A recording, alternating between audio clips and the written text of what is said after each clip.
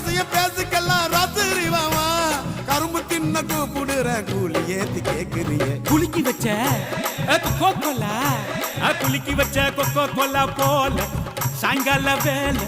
பொங்கி வந்தாலே